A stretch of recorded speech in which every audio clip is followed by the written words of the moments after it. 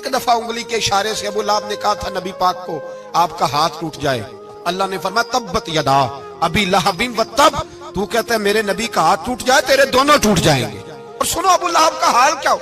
अबू लहब का माना है अबू लहब शोलों का बाप, लहब शोलों वाला।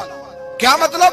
अबू लहब इतना हसीनो जमील था कि उसके जो रुखसार थे शोलों की तरह चमका करते, इतना खूबसूरत था, लाल सुर्ख रंग था, खूबसूरत आदमी।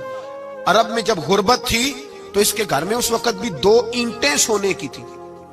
इतना मालदार आदमी और सरदार था सारे मक्के का, लेकिन नबी पाक की बेअदबी की। तुम्हें पता ही नहीं कि रब दुनिया में सबसे ज्यादा नाराज ही उससे है जो उसके रसूल का बेअदब है, सबसे ज्यादा नाराज ही उसी से।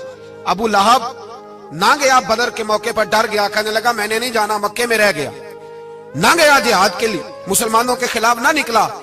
लोगों ने बड़ा इसको लान तान किया, लेकिन कहने लगा मेरे खर्चे पे 4-5 बंदे ले जाओ, मैं नहीं जाऊंगा, पीछे रह गया। लोग कहने लगे बच गया, लेकिन इसके जिस्म के अंदर ऐसी बीमारी निकली कि रेशे से भर गया सारा वजूद, रेशे।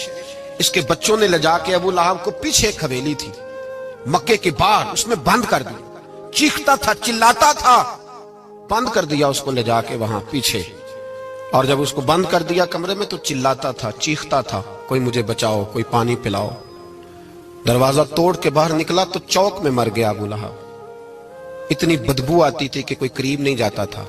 चौक में लाश पड़ी थी। यह है मैयत किसी बेअदब की, मुंह दिखाने के काबिल नहीं, उनके दुश्मन पे लानत खुदा की, रहम पाने के काबिल नहीं है।